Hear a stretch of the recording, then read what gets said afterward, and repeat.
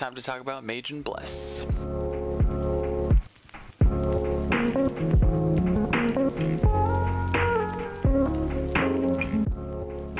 Hey, how's it going, everyone? After the Bless press conference the other day, we now have a list of all the skills for the 4 stances that were available for the 5 available classes. I'm going to link this Google Doc in the description below the video, and a big shout out to Karth and Wizra. Their links up here at the top of the Google Docs. They put all this together as well as their stream viewers and such. A lot of people contributed to this, so really awesome that the community put this together.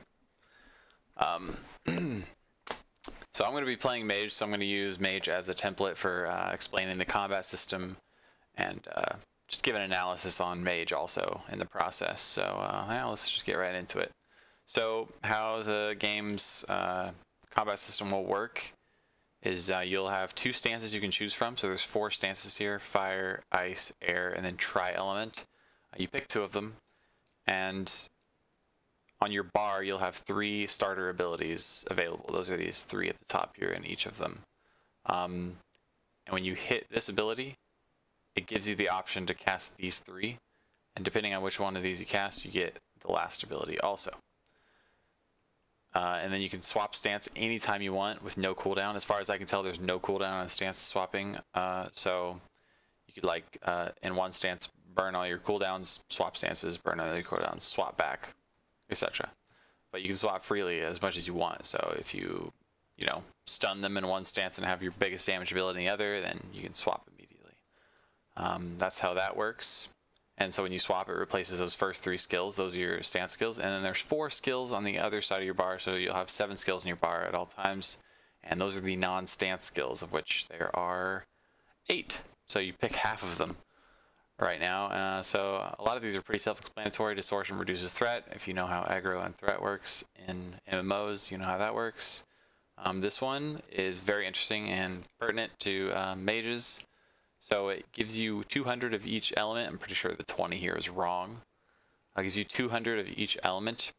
And from what I can tell from one of the Mage videos, that the initial Mage video they released, is when you swap stances, if you have 200 of this fire element or ice element or air element built up, you build it using your skills or by using this utility skill here, this non-stance skill. You get a buff. So say I'm in tri-element, I use a bunch of abilities, or I use elemental discharge, I swap to fire, I get buffs from having 200. If you swap before you get 200, you don't get anything, which could be useful if you don't want to get the buff until you swap back or something like that. But since there's no cooldown on swapping, I feel like, if you're in Frost and you build up 200, so say you're like Frost and Tri, you swap to Tri, but you don't have any Frost skills, so you swap back to Frost immediately, and you have your Frost buff. So it just feels like you could activate your buff anytime you want. I don't know what those buffs are yet. I kind of hope it's a little more interesting than just like a flat damage buff. Like ice maybe freezes them, fire maybe puts on a heavy dot on them, and air stuns, or something. That'd be pretty cool, and that would make the Tri stance really powerful with the elemental discharge. Being able to use this, swap to your tri stance, and hit with ice, fire, and air skill to get their full effects. That'd be pretty cool. Next we have sleep, which is just polymorph from WoW but with a cooldown, and it lasts for 10 seconds in PvP. So if you can land that on a player when they don't have a CC break, that's huge. Like if you're in arena, that's gonna win the game probably. Next is blink. It's a stun break. It's on a 20-second cooldown. Pretty self-explanatory. Most mages have that ability. Here we got mana shield, also a pretty common ability for mages in games. It just consumes your mana to absorb damage. Something interesting there is like these base auto attack abilities, they don't consume mana at all, and in fact I've heard from some people that as you level them, you generate mana. So if you did take Mana Shield as a utility, it'd be interesting balancing spending mana to deal a bunch of damage and generating mana to survive. I think that's a pretty cool dynamic that Mage doesn't seem to have in any of the games that have Mana Shield. Like, it failed in most games, so we'll see if it works here. Elemental armor looks really strong. It's just 15% damage reduction for 30 seconds, which is ridiculous, but it's a 45-second cooldown, so it's 66% uptime of 15% damage taken. But if you get hit for 25% of your vitality, which I'm going to assume is 25% of your life, then it gives you Phantasmal Armor, which absorbs 30% of damage taken from the next attack within 5 seconds, which, I mean, that's just one hit, 30% reduced. So your goal against Elemental Armor should be to chunk them for 25% of their life so they lose the 15% damage taken for 30 seconds. But also when you activate it, it stuns melee people. So we'll have to see. Maybe there are a lot of big attacks in the game that can take 25% of someone's life. We'll have to see. Disenchant, remove one of the burn, curse, and wound effects affecting each ally. It'll be interesting to see if that's worth taking in PvP. It's impossible to tell yet because we don't know how strong these are, but it looks really good for PvE in my opinion. Counterspell interrupts spells being cast and makes the target unable to cast magic spells for 4 seconds. So it's just a blanket silence. If damage is really high in the game and 4 seconds really matters, like a lot of stuff happens in that 4 seconds, then this utility is going to be extremely good. But yeah, they're just pretty nice non-stance skills. These are the more uninteresting things about Bless because it's so similar to other games. Like in Guild Wars 2, you had utilities you pick. This game has non-stance skills you pick. And all the cool flavor and all that comes from your stances. So let's just jump right into the stances. I'm going to go over Air first because that's my favorite one. And something you should keep in mind as we go over these is a big part of progression from what we've seen so far is that you'll be able to level up your stances. And as you level them up, the skills gain new effects. And if I'm remembering correctly, or if I'm not sure if this stuff's been confirmed yet, but I think people have hinted at it, that you get to choose how you modify some of these abilities. So there might be a few paths in here, like combo paths that seem to serve the same purpose, like both are just good single target damage, and it's like, well, why would I use one or the other if one is just slightly better? It's because eventually these will be more diversified and purpose driven, or even if you get to choose their purpose, you can make one single target path, do something different than the other, like give you a movement speed buff or one stuns or something, just anything. I don't know what the possibilities. Could be anything at this point. We don't know what they are. So these are just kind of the stances at the base. And I think it's still pretty interesting as it is now. So even adding just a little bit to these things will make it really cool. So anyways, let's start off. This first path on each of the regular stances that aren't try is just this very basic auto attack that doesn't take any mana. And then, like I said, in fact, I think as you level this up, it gives you mana. But yeah, let's see, it says gives you air element 50. If you go to frost, air element 50. So it's just kind of this non-element damage with one element portion of it. So very basic attack. And then, so for air, for the second one, we just have strong, moderate cast time, single target damage. And for the next one, you do the magic absorption just like over here, but you end it with this AoE chain lightning. So it goes on a 15-second cooldown. Otherwise, these two are freely casted. This is like the mana spending higher damage, and this one doesn't spend mana, and in fact might generate mana. And it'll be interesting how you can modify this path. And then over here we have Thunderbolt as the combo starter. It gives you air element, a pretty decent amount, costs mana, deals pretty decent damage. In the first path, we just have high single target damage. Goes on a 15-second cooldown. This one is just one of the higher numbers you'll see here for air. So it looks pretty good.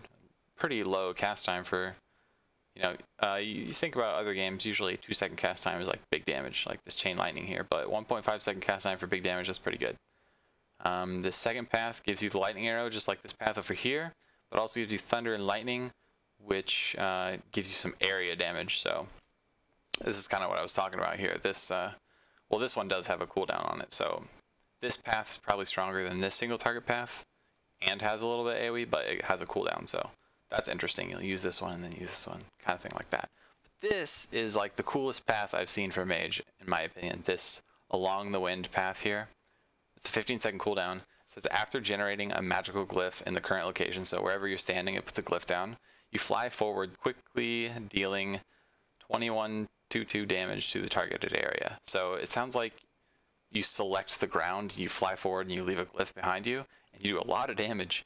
And while you're moving, you are immune to crowd control. And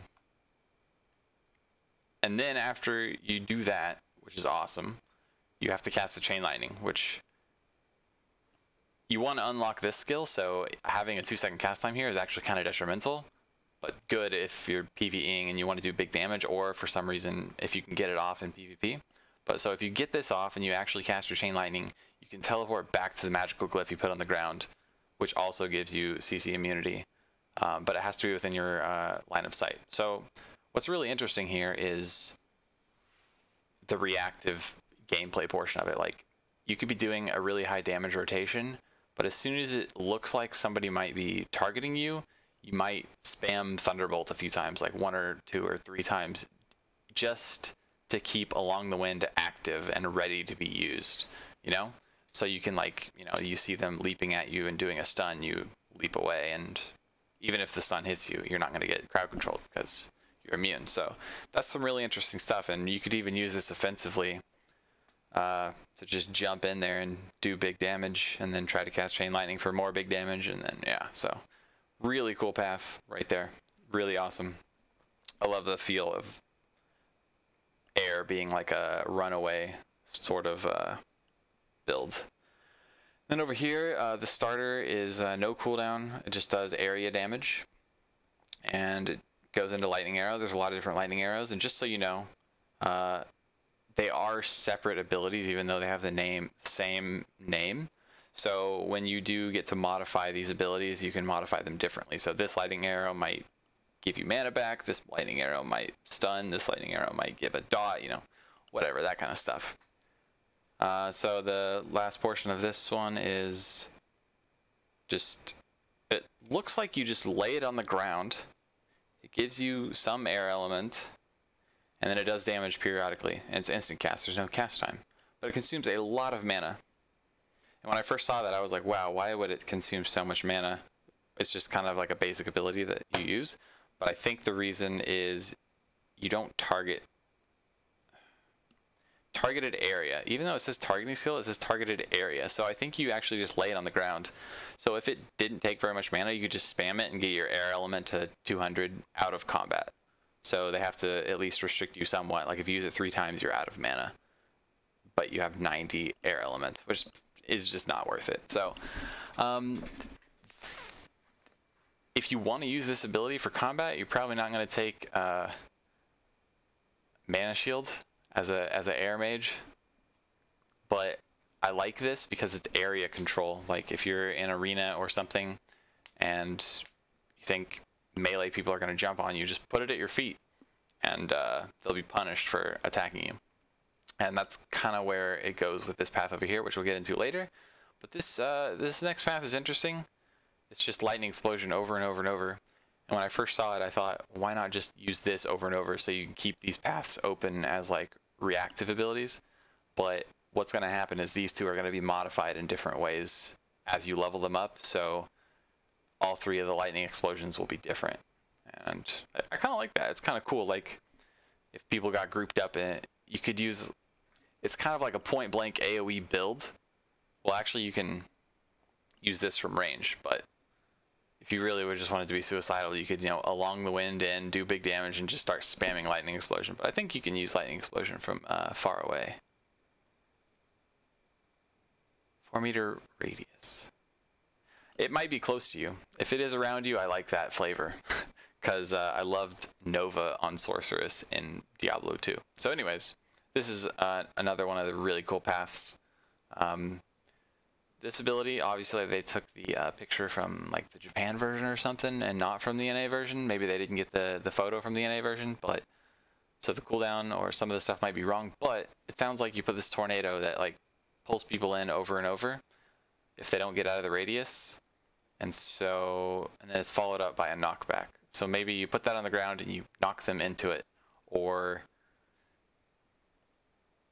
you use this and then wait and knock them back. I don't know, that it just kind of feels a little weird, but it's CC that keeps people away from you. So you have mobility, You have area control to keep people off of you or punished if they do jump on you, and you have ways to keep people off of you.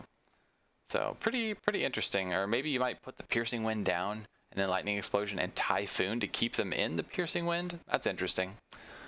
And then gust to knock them back into it. Some interesting stuff. And like I said, as you level up these skills, you'll be able to modify them, and I think it's just going to get way more interesting.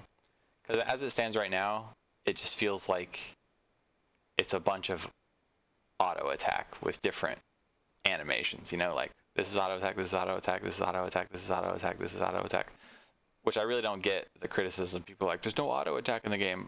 I mean, for Mage, it clearly looks like this is an auto attack just with 3 different animations. So, no fret, there's an auto attack. But, you know, you probably aren't going to be doing this a lot unless you need to conserve your mana, because there's a lot of other higher damage options like this and this and this and maybe this. So, next we'll go over fire. So, as you can see, this is the same thing, just with fire element. This is relatively the same thing too, just with a little bit of AoE, so it spends mana, has cast times, and does higher damage than this first path. This one's a 10-second cooldown, but these are all instant casts. So I assume the basic rotation for just this stance here is like, you know, you use your instant casts because they're going to be better than the cast times, and then you use your cast times until it comes off cooldown in 10 seconds, and then you use your instant casts. So that's kind of neat. Just giving a little bit of variety here, and it'll be interesting to see how they're modified. And this one, Kindle, takes up actually quite a bit of mana, and I can see why, because it gives you 100 fire element. You use it twice and you get all your fire element. A lot of skills for Mage are very hefty in combo or mana consumption, so I'm going to assume that like generating your mana back when you're able to is going to be, and managing your mana in general is going to be huge. It'll be interesting to see if people come up with builds that don't use very much mana, that way they can use Mana Shield. I'm going to assume Mana Shield makes you really tanky if you're able to use it, but you might sacrifice too much damage by doing that. So there's some really interesting stuff, and then you got to determine which stances you want for that build. I love where they're going with making builds in this game. So anyways, this path right here, this gives you the area effect fireball that's over here, and then it gives you ignition, which spreads this burn effect in an AoE around the target and then refreshes it. So that's really cool. That could be interesting. And then we got incineration and fire explosion, which, I mean, just look at this damage number. It's huge. It doesn't even say it has a cast time. It consumes a lot of mana and gives a ton of fire element. Like, if you do this, this, and this, that's so much mana. I could see how this fire stance could just consume your mana so fast. I didn't really look at the air mana costs very much. They do seem lower. Not quite as hefty, but still a lot. Oh, see, the chain lightning's 8%. So definitely just Mage is going to, mana management is going to be big. And then here we have the instant cast fiery meteor again, that's over here. A 15-second cooldown here. This one was a 10-second cooldown, by the way. And then you have a stun here. So just straight up instant cast, stun, kindle, fiery meteor, incandescence, stun. That's great. And just so you know, like, if you use a 15-second cooldown here, it doesn't make the starter on cooldown either. So you can do kindle, fiery meteor, incandescence, kindle, incineration, fire explosion, which sounds decent. I imagine you're not going to get your fire explosion off before they're out of the stun, but still sounds nice. That'll be a lot of mana consumed, but there you go. And then the third skill, combo starter, is a 15-second cooldown, so no matter what, you can only do one of these paths every 15 seconds. So this first one just goes into a fireball, 20-second cooldown, and then fire explosion, which is the same as this, but this one is like an AoE one. So still really high damage, but not as much to a single target, more AoE. And then the second path is a fiery meteor, just like these, but it has a stun on it. So two 15-second cooldown, 2-second stuns in fire. That's pretty nice. But other than that, it's just like all damage. And then this last one is you spread your burn with ignition. It's just like this one right here. And then flame strike, which sounds like you cast it,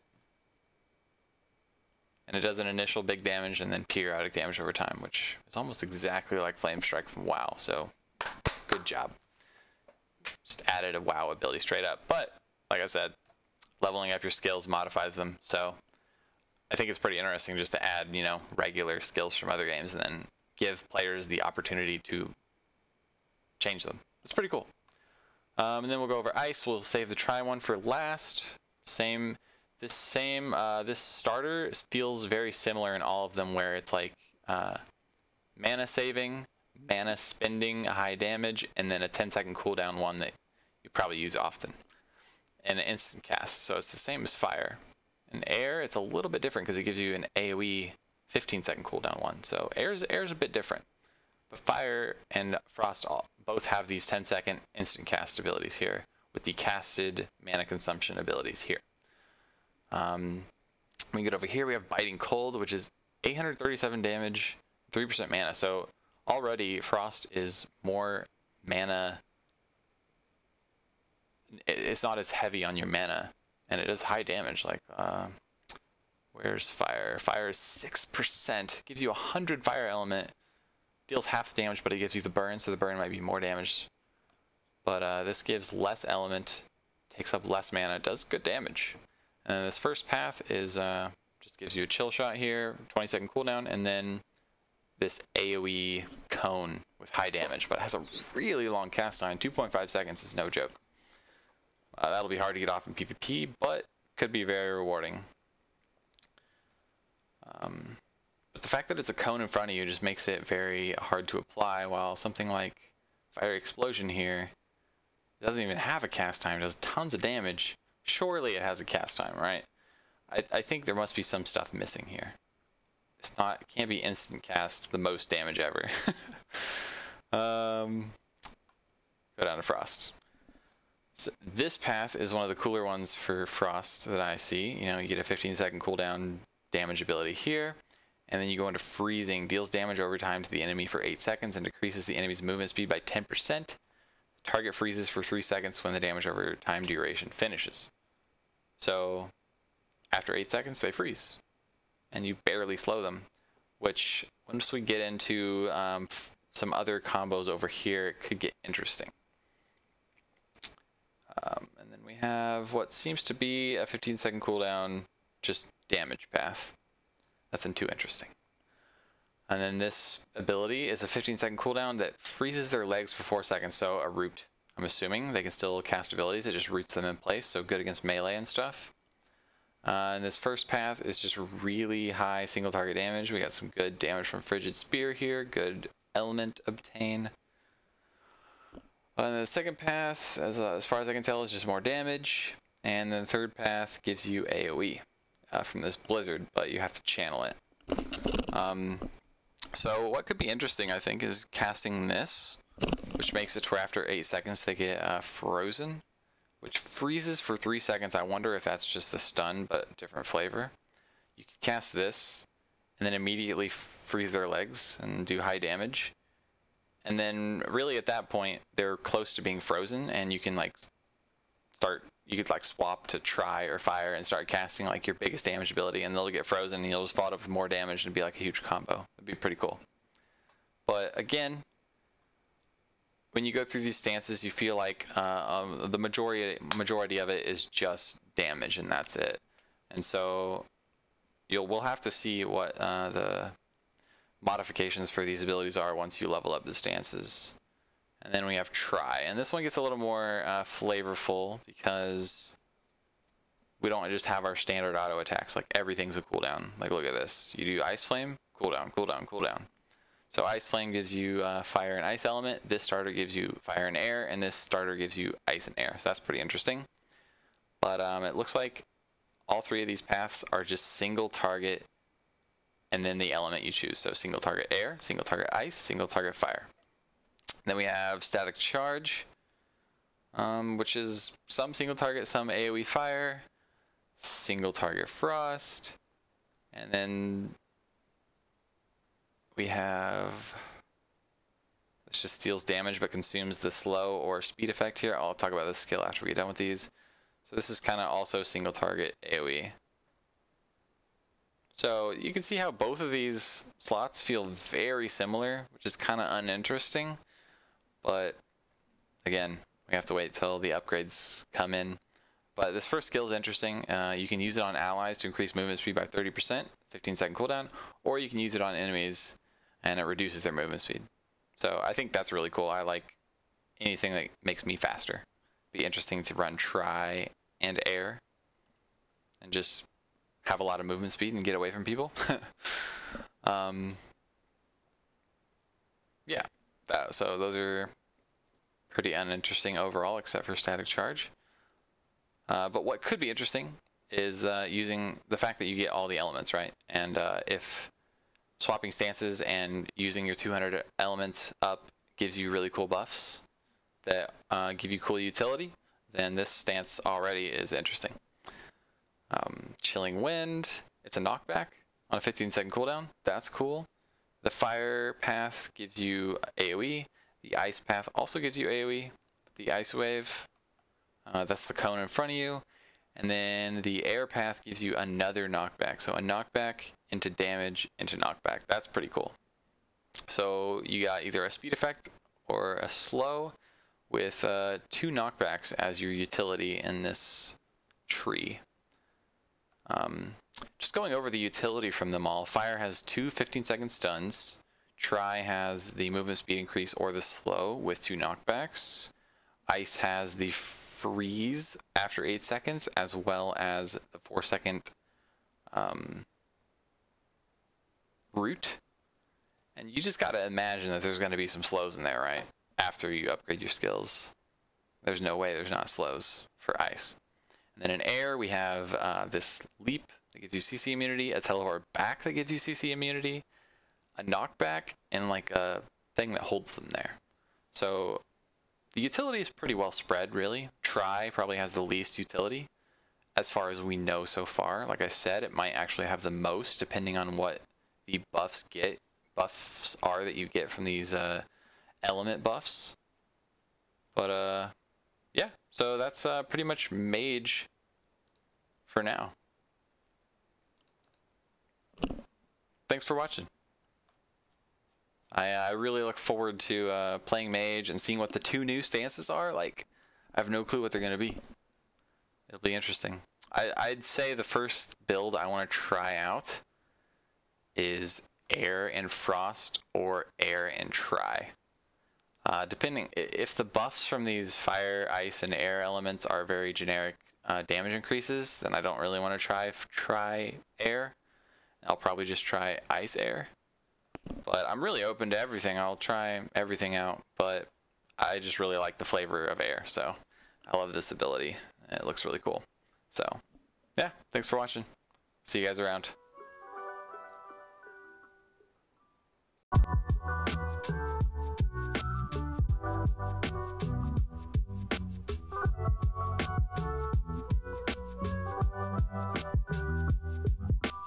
Yeah.